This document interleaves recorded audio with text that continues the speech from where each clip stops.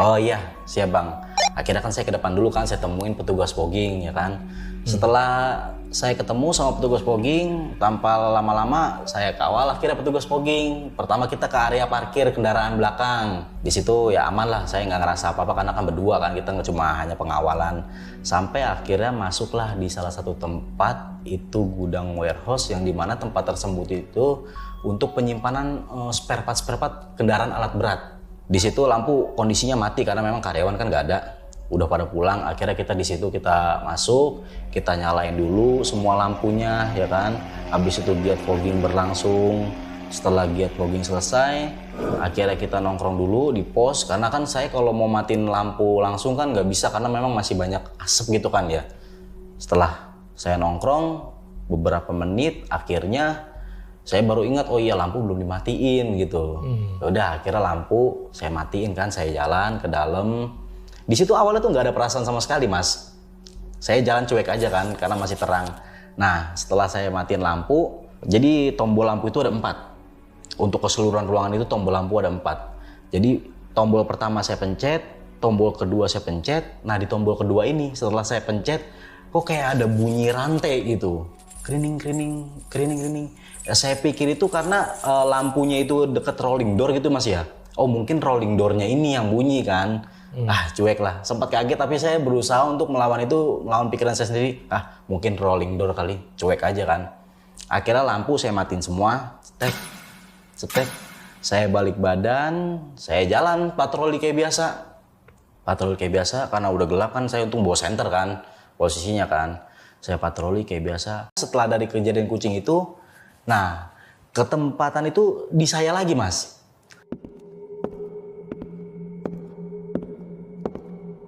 Waktu saya patroli malam lagi itu, di tempat area yang sama itu, saya melihat itu ada sosok putih duduk di meja salah satu pimpinan mas. Di salah satu ruangan. Itu awalnya memang saya masuk tuh, udah perasaan udah nggak enak gitu. Kaki kok kayaknya enteng banget gitu ya, kayak nggak napak gitu mas, kayak melayang aja gitu ya. Aduh ada apa ya, sampai saya angkat mas kaki saya gini nih. Saya angkat gitu ya, aduh ada apa ini ya, jangan sampai naik tangga saya jatuh nih gitu. Nggak tahu ada apa-apa, udah paksain aja. Tuh akhirnya saya udah sampai atas, saya jalan sampai ujung dulu kan.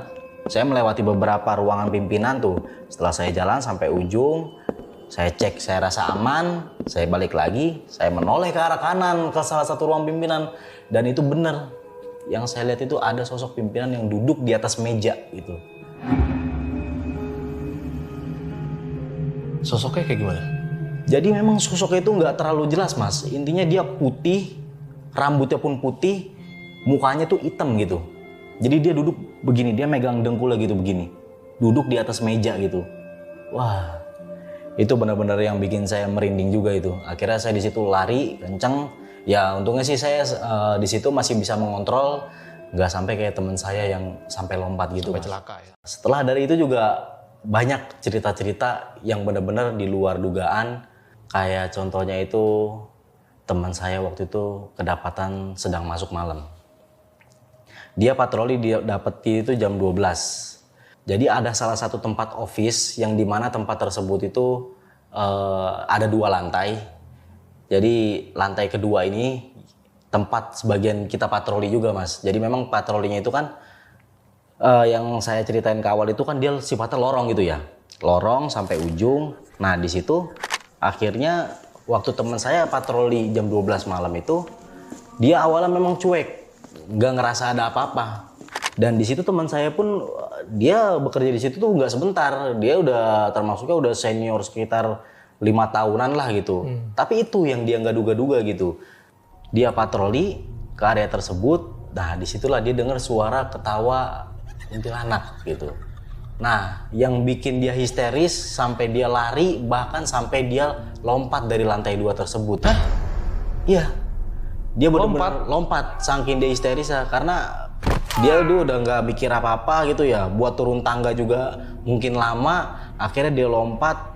Dia keseleo kakinya, terkilir. Memang di situ jarak antar lantai 2 dan lantai 1 sih nggak terlalu tinggi sih ya. Makanya masih dikatakan ya aman lah, nggak sampai patah tulang gitu. Atau kecelakaan yang lainnya gitu. Akhirnya di situ kan dia jatuh, dia keseleo kan itu, terkilir. Udah dia jalan keluar itu ke pos itu sampai pincang-pincang teriak-teriak dia itu. Tolong, tolong. Wah, akhirnya kita rame lagi di situ. Akhirnya kita tolong lagi. Kita minta cerita lagi, kenapa bisa sampai kayak gini gitu. Aduh, nggak nyangka banget, gue udah kerja lama gitu kan. Kejanggalan aneh gitu ya. Ada cerita nggak sih, maksudnya sebelum pabrik itu berdiri atau ada apa di situ, atau sebelum Mas Bowo masuk ke sana mungkin ada karyawan yang sempat ada tragedi apa gitu di pabrik. Jadi kok bisa horor banget gitu pabriknya? Memang setelah saya bertugas di tempat tersebut agak lama, nggak mungkin rasanya kalau saya nggak cari tahu, Mas. Oke. Akhirnya di situ memang sempat saya cari tahu, dan ada salah satu kisah yang benar-benar membuat saya itu nggak nyangka, dan akhirnya membuat kita ini patroli ini jadi terganggu dengan cerita tersebut. Nah, jadi untuk perusahaan saya ini, tempat areanya ini sebenarnya tuh sewa, Mas. Semuanya? Keseluruhan ini sifatnya ini sewa, bukan kepemilikan pribadi gitu ya. Nah, jadi ada salah satu rekan kita, dia itu namanya Wandi gitu ya, usianya udah sekitar 40 tahun lah. Nah, dia ini bertugas jadi security di area tersebut itu sebelum perusahaan yang tempat kita bekerja ini sekarang. Jadi dia ini bertugas di perusahaan yang lama lah dulu gitu. Sebelum perusahaan kita menyewa tempat tersebut gitu, Mas. Ganti PT lah. Ganti PT gitu, sebelum ganti PT gitu ya. Jadi pernah ada kejadian salah satu karyawan mekanik gitu ya, yang sedang kedapatan lagi giat perbaikan atap. Karena memang kan atap di area belakang itu kan, garasi itu kan benar-benar tinggi. Dia jadi pakai rolling door berapa susun gitu ya. Nah itu jadi karyawannya ini, mekaniknya ini, dia memang kurang safety-nya agak kurang bisa dikatakan. Nah disitulah kejadian yang menimpa, naasnya akhirnya dia terjatuh. Jadi begini, ketika saya kedapatan sedang shift pagi, itu sekitar jam 12 siang lah. Jam 12 siang itu ada salah satu anak kecil, dia lari ke pos, dia teriak-teriak, Pak, kenapa dek? Ini Pak ada bangke apa? Bangke mayat. Mayat apa? Mayat bayi Pak. Tuh kan. Akhirnya di situ saya kaget, saya kontak teman saya yang di belakang. Monitor pos 2. Ya masuk Pak, ada apa? Pak bisa merapat dulu Pak, ini urgent Pak. Dikarenakan ada anak kecil laporan bahwasannya dia menemukan bangke mayat bayi gitu.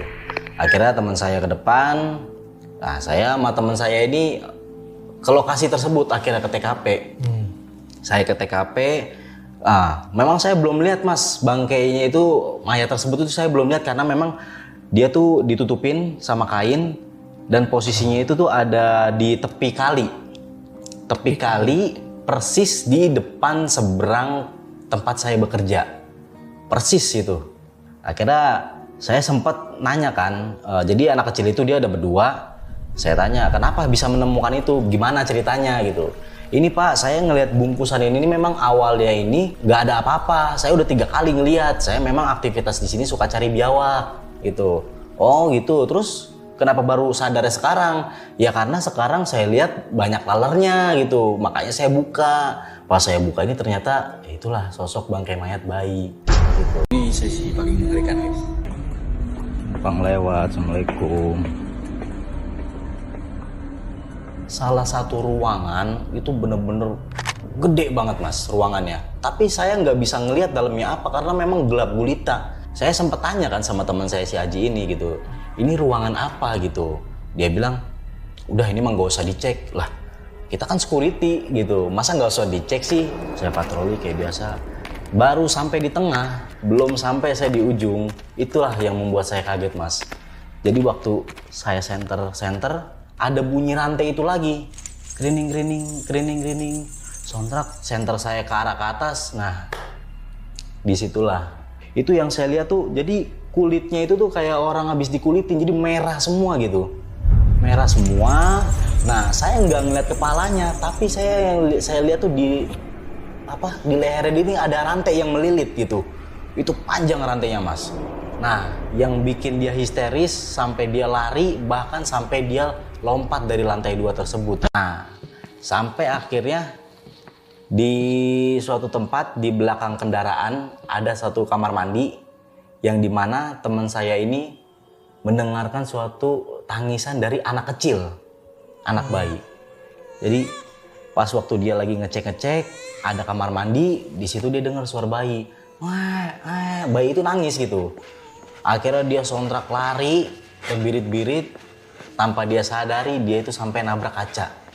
Jadi dia lari ke belakang, ada salah satu gudang yang dimana pintunya itu pintu kaca dan akhirnya dia nabrak pintu tersebut. Sontak kita yang lagi di pos itu kan pada kaget kan dengan suara pecahan kaca tersebut kan. Jebret aja, waduh. Itu kenapa itu? Ada apa itu? Udah kita sama teman-teman yang lainnya kan langsung lari kan, nyamperin teman kita kan. Nah, yang kita heran itu Mas, ini kok teman kita samperin bukannya keluar, dia malah masuk ke dalam lagi gitu, ke tempat gelap gitu. Nah, itu akhirnya kan saya senterin di situ ya, ada sebagian teman saya yang membersihkan kaca. Nah, akhirnya saya sama teman saya berdua ini nyamperin teman saya yang satunya. Gitu. Saya senterin, ternyata tangan dia ini udah sobek karena pecahan kaca. Di situ dia gemeter gitu kan ya. Cuma yang saya bingung, saya tanya, "Bang, ayo Bang, lagi ngapain bisa nabrak kaca gitu kan?" Dia diem aja kan, saya tarik, kok ini orang berat banget gitu ya. Malah nggak mau gitu, saya ajak itu dia nggak mau Mas. Saya ajak maksudnya mau saya kasih pertolongan pertama gitu kan. Dia benar-benar nggak mau. Akhirnya saya paksa, saya tarik berdua. Udah akhirnya dia ikut saya. Di situ saya bawalah ke kamar mandi gitu. Saya bawa ke kamar mandi, saya kasih pertolongan pertama, ya kan di situ. Akhirnya setelah pertolongan pertama sudah kita berikan, akhirnya kan kita kumpul lagi di pos gitu. Memang saya kan tadi kan yang seperti saya katakan, saya posisinya itu malam kedua. Setelah malam kedua itu saya libur 2 hari.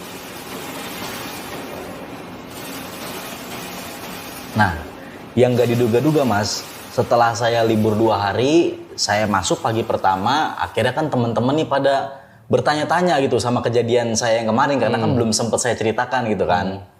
Nah, di situ akhirnya teman-teman bertanya, "Kemarin ada apa, Wo?" gitu. Bahkan komandan pun sampai neken, "Udah, kamu ada apa?" gitu. Jawab gitu, nggak usah takut. Ada apa sih emang sebenarnya kemarin? Udah akhirnya saya ceritakan. Saya itu kemarin dan nggak diduga-duga, saya habis matiin lampu, saya jalan, saya dengar suara rantai, itu saya ngeliat sosok bener-bener yang merah, badannya itu tanpa kepala, leher dirantein.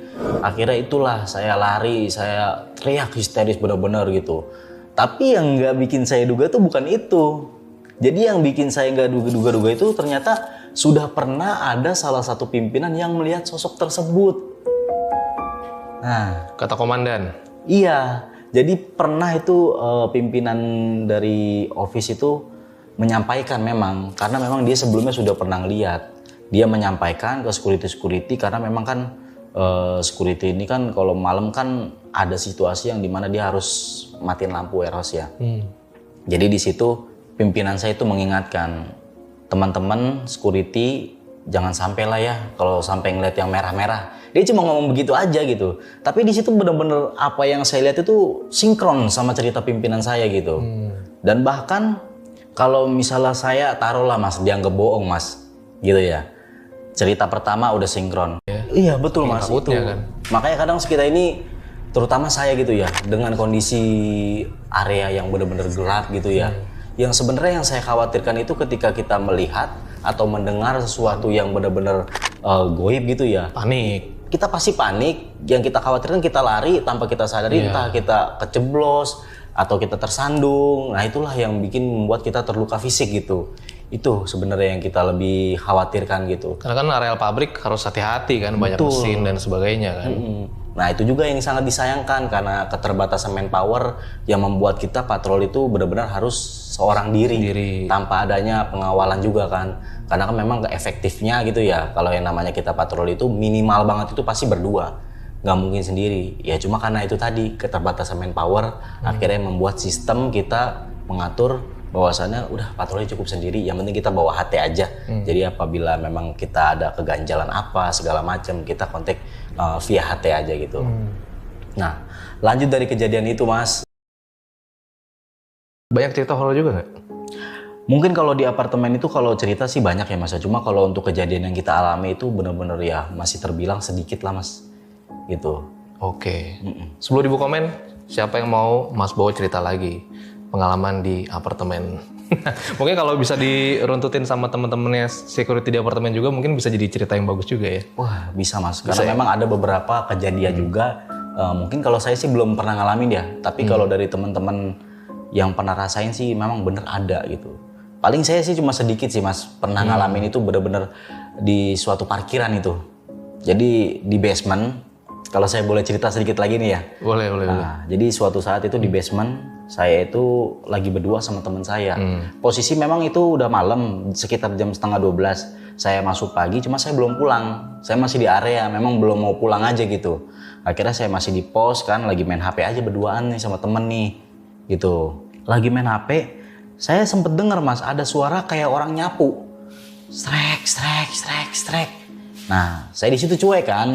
Awalnya saya cuek.